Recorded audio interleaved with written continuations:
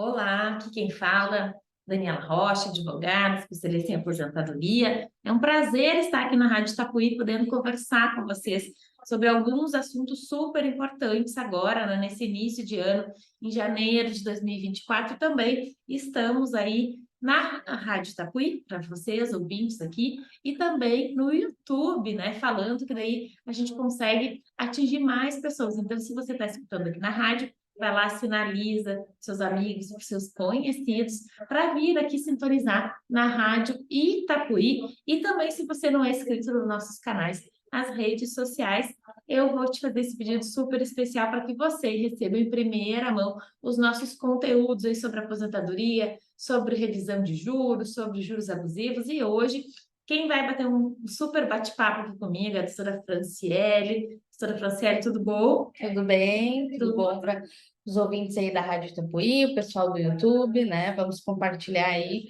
para que mais pessoas tenham informações qualificadas.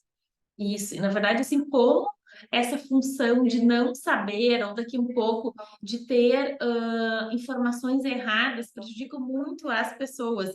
E eu quero entender um pouco mais, doutora Franciele, com relação a juros abusivos, porque muitas pessoas acabam entrando em contato, eu comprei, financiei, vou pagar duas vezes, né, o meu veículo, a minha moto, como é que funciona isso? Assim, atualmente a gente está com uma alta taxa de juros em todos os empréstimos bancários, né? Consignados ou privados, a taxa de juros está muito alta.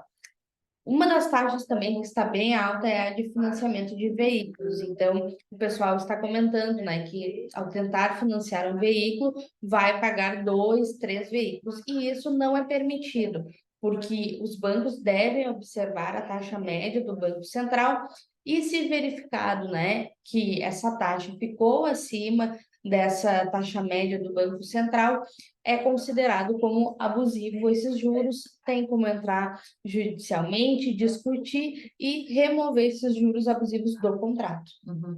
Não, e realmente, sabe, o que que acontece, assim, que eu vejo no dia a dia, a pessoa tá ali, às vezes faz aquela compra de impulso, né? Acaba não colocando no orçamento, será que eu consigo comprar esse veículo ou fazer esse financiamento? Será que eu vou conseguir honrar com essas parcelas? E acontece muito que às vezes a pessoa não consegue, porque o veículo não é só a parcela, né? Fora o veículo de manutenção, é o combustível, né? Tem várias coisas que estão, né, dentro desse custo de um veículo. Então, às vezes as pessoas não conseguem. E daí depois, às vezes tem gente que diz, olha só, eu financiei e depois me dei conta que eu vou pagar três carros. O que que eu vou fazer? Ou três motos, ou tirei financiamento para fazer uma reforma aqui em casa e vou pagar duas, três vezes mais. E isso acontece seguido, né? Sim, isso acontece muito, né? É comum no dia a dia, especialmente aqui no nosso país, que a pessoa compra sem fazer esse cálculo quando chega em casa, depois de passar daquela empolgação ali da aquisição, simplesmente a pessoa chega em casa, faz o cálculo e verifica, não, eu vou pagar dois veículos, eu vou pagar três veículos, ou quando é um empréstimo bancário, eu vou pagar duas, três vezes o valor que eu tirei, e isso não é correto, né? Por isso que nós indicamos uma ação revisional para revisar esse contrato, tá? Seja de financiamento de veículo, seja um empréstimo consignado ou um empréstimo privado, a gente orienta a entrar com essa ação revisional para remover essas abusividades. Uhum.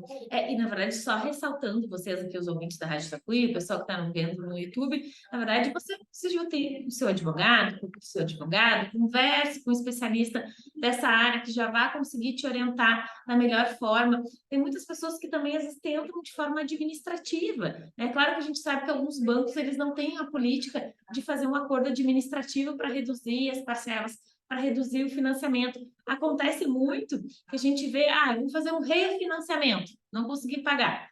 Já trazer duas, três parcelas aí do meu financiamento, fazer o refinanciamento. Só que esse refinanciamento, às vezes, ainda aumenta muito mais a sua dívida. Então, também tem que ter esse cuidado. Então, assim, eu não quero entrar com algo judicial ainda, porque eu quero tentar administrativo. Daí tenta, entra em contato com o banco, entra em contato com as financeiras, vai no Procon, relata, porque o que acontece, que eu percebo muito que as pessoas também às vezes não têm acesso ao contrato. Ai, Daniela, eu fiz um contrato e todos os meses está aumentando, e na hora que eu fechei o contrato não foi informado. Então, realmente, isso também é abusivo. Tu foi lá, no momento da negociação, foi te falado uma situação, e após isso tu verificou que era outra situação e não era, realmente não era o que tu tinha contratado. Então, isso também acontece muito. O que que tu vê muito na prática, tudo financeiro? Assim, uma das coisas que eu percebo bastante também com relação à contratação é que muitos produtos são embutidos dentro do contrato e isso não é informado. Então, Qual exemplo por exemplo, no contrato de financiamento de veículos, né? Às vezes a tarifa de cadastro é muito alta, às vezes tem uma tarifa de avaliação do bem que nem foi feita, mas foi cobrada, um seguro prestamista. Então, tem vários produtos que são embutidos no contrato que isso não é dito para o cliente. E aí o cliente às vezes vê que está pagando ou lá na conta dele está sendo descontado algum seguro e ele não sabe nem a origem. E a origem é de um contrato de empréstimo, um contrato de financiamento, mas o banco não fala isso para o cliente. Sim, Né? então, Não é permitido. não, e realmente é muito importante também naquela ânsia, naquela correria, realmente dá uma olhada no contrato, vê as cláusulas, pede para alguém que tem um pouco mais de experiência também te auxiliar nessa condução, porque realmente isso é muito importante. Doutora Franciele, como a gente tem um pouquinho mais de tempo para a gente conversar aqui na Rádio Itapuí, com os ouvintes, para realmente você ficar atento no ano de 2024, fazer as contas, e a gente sabe que o salário mínimo realmente a gente não consegue comportar todas as despesas que a gente tem, às vezes, água, luz, alimentação, não alcança, né? A conta não fecha, né? E quanto é importante realmente a gente cuidar da nossa, do nosso financeiro, da nossa casa. Então, eu quero falar com você, doutora Franciele, mais duas situações. A do superendividamento e também quero falar também da RMC, que é uma modalidade de consignado que muitos aposentados, ouvintes aqui da rádio, com certeza devem ter e não sabem o que se trata. Então, qual o assunto que nós vamos falar primeiro? Vamos falar da RMC. Tá. O que é a RMC, doutora Franciele? A RMC é uma reserva de margem de consignado.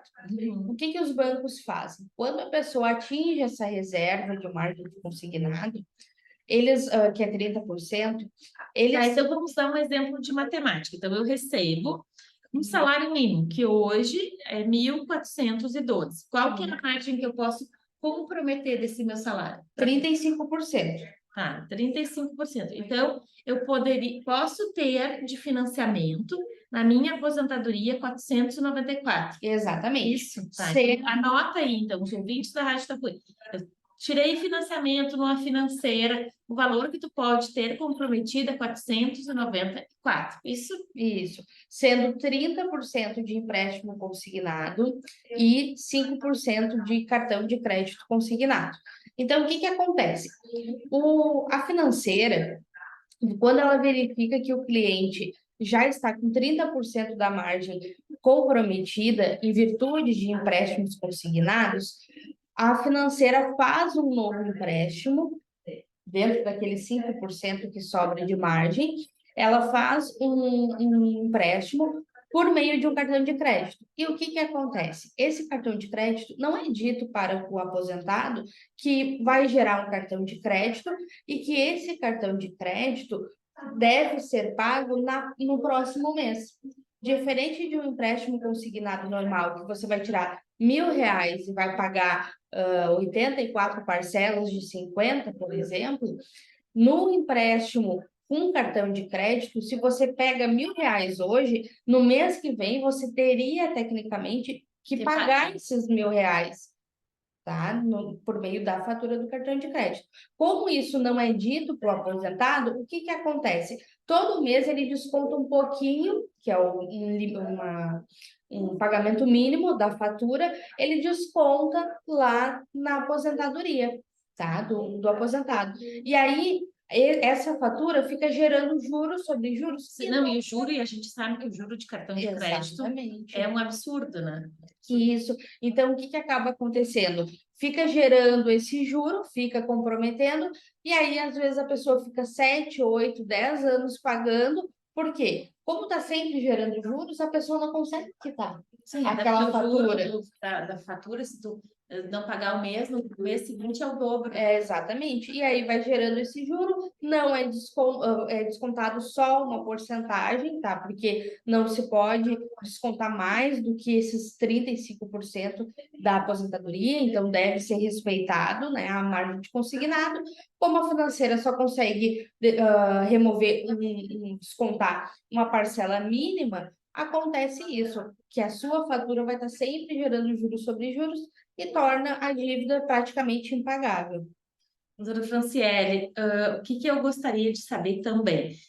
Claro que se essa pessoa que foi lá, fez esse financiamento e ela solicitou esse cartão de crédito, nesse caso, Nesse caso, ela não tem direito a discutir. Por quê? Porque a justiça entende que você está ciente dos termos daquele cartão. Se você tem o cartão e utiliza em estabelecimentos comerciais, faz uso dele, aí você não tem direito a postular alguma tutela na justiça, justamente porque o juiz entende que você tem o cartão, utiliza e aceita esses termos. sim. É diferente daquela pessoa que pegou esse empréstimo, talvez até tenha ali recebido o cartão, mas nunca utilizou, nunca fez compras, não sabia que o empréstimo cobraria por meio de fatura o valor total no mês seguinte. Essa pessoa consegue sim buscar Não, a e o que justiça. eu vejo que acontece muito é nos casos das pessoas que não solicitaram, veio o cartão, a pessoa nem desbloqueou, às vezes nem recebe o cartão.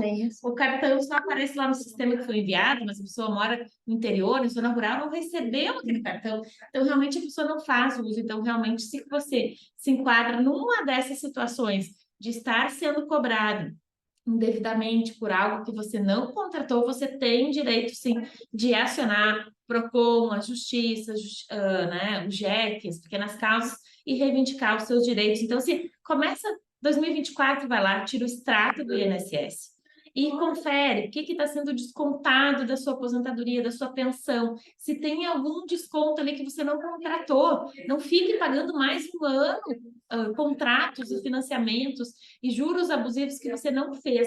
E também existe a possibilidade de você cobrar retroativo, né, pagamentos que você fez, que foi cobrados indevidamente. Agora, para a gente encerrar o nosso bate-papo, vamos falar um pouco de superendividamento? Vamos? O que é o superendividamento, doutora Franciele? O superendividamento é um processo que nós podemos ingressar, onde a gente busca fazer com que essa pessoa que está superendividada consiga fazer um plano de pagamento com prazo de 5 anos, tá? Para cada credor que ela tem. Então, supondo que a pessoa está ali com a renda comprometida, Tá, isso só vamos reforçar, que a pessoa pode contratar o advogado da sua confiança. sim, Aqui a gente está falando do modo geral para vocês saberem que existe essa possibilidade. Que essa possibilidade de superendividamento é: eu sou assalariado, ou eu tenho aposentadoria, ou eu sou pensionista e o meu salário não sobra para nada. A questão é essa que a doutora Franciele está dizendo, e daí como é que a gente faz? isso Tem prazo é. de 5 anos. Isso aí é por meio de processo judicial. Tem esse prazo de 5 anos em que o advogado que for representar a pessoa vai apresentar um plano de pagamento, explicando quanto que ela pode pagar. E assim, o que que é o considerado superendividamento? É aquela pessoa que tem muitas dívidas e que descontando essas dívidas, não sobra um valor para o mínimo existencial. Então, a pessoa está com a renda comprometida. Assim, normalmente a gente considera 35% da renda. Se ela está com mais de 35% da renda comprometida, ela não sobra dinheiro para fazer o rancho, para pagar a água, a luz em dia, ela pode ingressar nesse processo e pedir a repactuação dessas Tá, dívidas. então vamos dar um exemplo. Por exemplo, eu recebo um salário de R$ 2.000. Eu posso ter ela comprometida através de financiamento, de carnê, qual o valor?